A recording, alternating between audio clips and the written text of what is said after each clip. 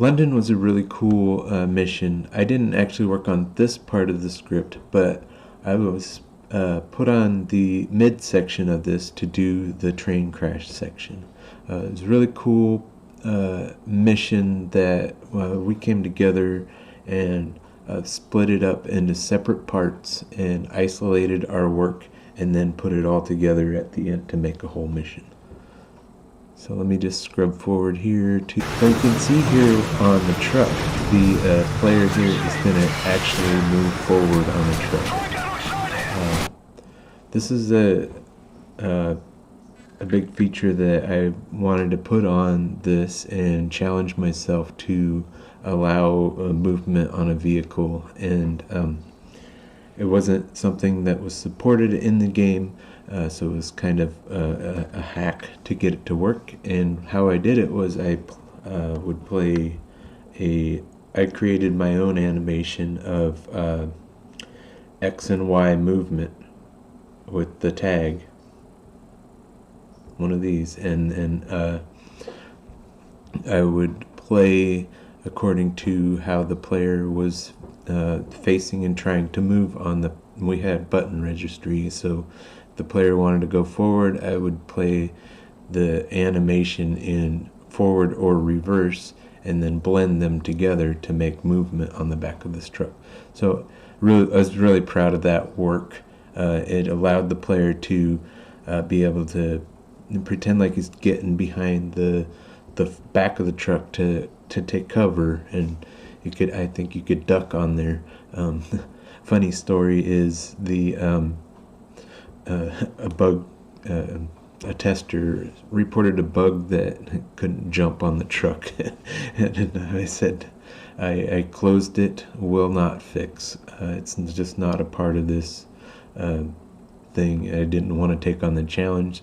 Sometimes there are rabbit holes of features that you can go down and just lose a lot of time and not be able to work on the game as a whole and get it done.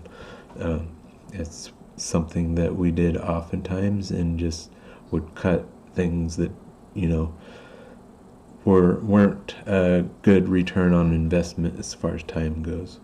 So I just keep playing this until I see something to talk about.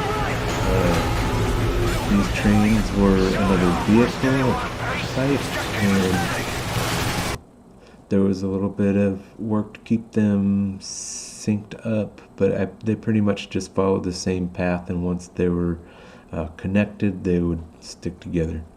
Now, these guys, I did a lot of cool animation blending work. I had the animators make me a shoot from this way and a shoot from this way, and depending on where the player was, he would track and aim and get you. So I was proud of that one. And then you have the guys walking on the train. Again, there at this time there weren't game physics for a moving vehicle and going on them.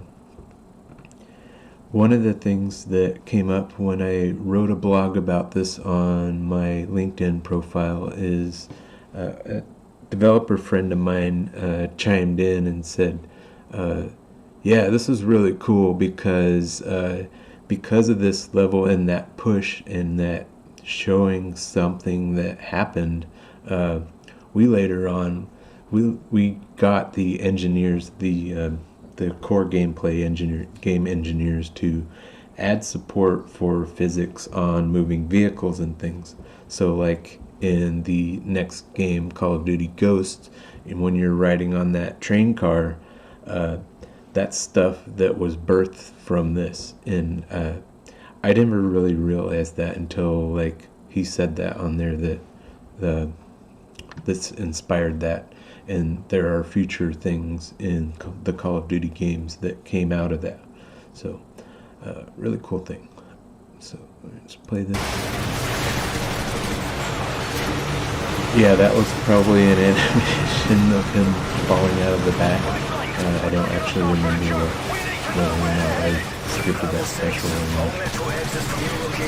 I think actually they just would play a death animation and get deleted immediately because the vehicles didn't support and stuff. That was really fun to script those. That was just idling. But yeah, this is just all me kind of animating vehicles on a path similar to what was before, and you got the little bird up there. I'm gonna talk about that another one hopefully. But yeah, that was an animation for sure. It flew out of there.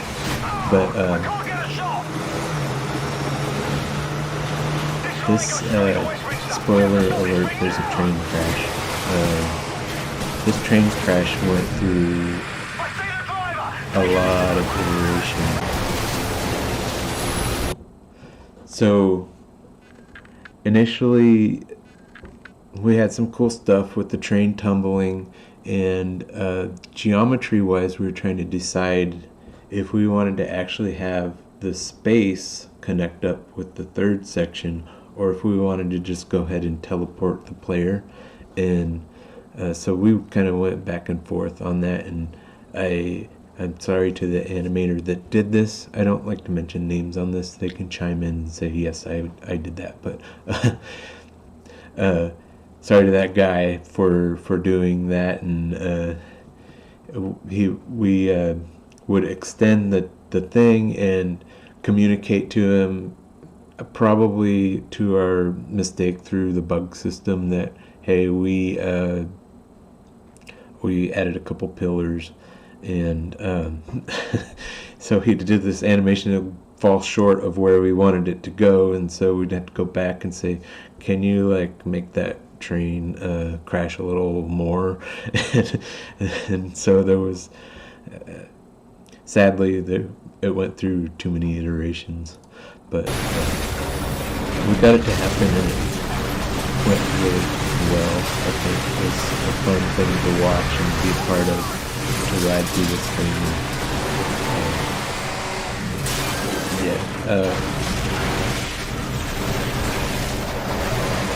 Let's see right here.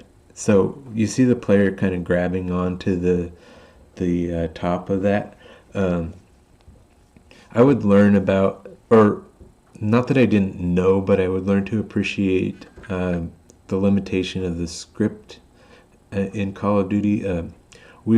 Script happens at 20 hertz, and that was set up to kind of make sure that script wasn't outstepping its boundaries. If something was taking too long to do, then we would get a core gameplay engineer to take a look and see how they can make an improvement. Maybe we were doing some too much arithmetic in the script VM and that was taking too much time, or we were just doing something in excess. There was a lot of times where we would transition a system from script to a C++ game, core game stuff, and then we would just hand that off.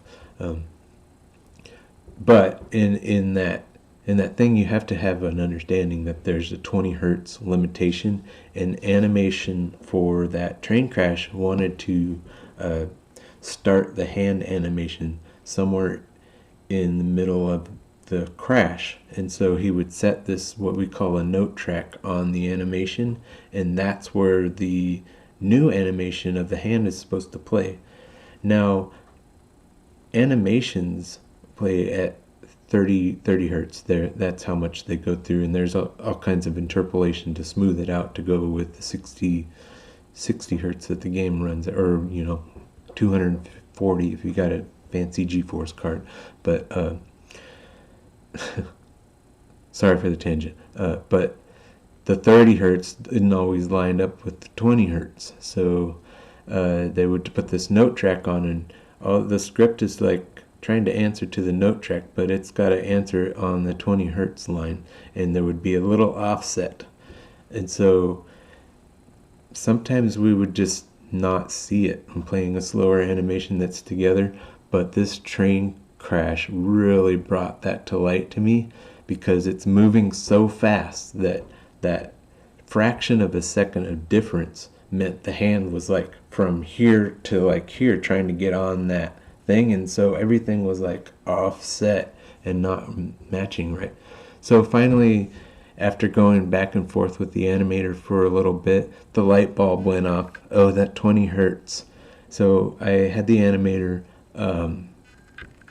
start the hand animation at the same time that we started the train crash, and that fixed the problem, and the hand locked onto that that thing, and we were good to go. From then on, actually, this helped me with a lot of sequences to just like go to the animator and say, you need to either start it on, you know, one of the frames that line up, like the 15th frame would line up with the 10th frame of the 20 hertz thing, and then they would lock on, or just start it with the animation, do them together. So really extra deep insight for you. Sorry about that. Bravo 6, come in. Bravo 6, do you copy? Yeah, that was my contribution to London and Call of Duty Modern Warfare 3. Trying to stand in under Westminster.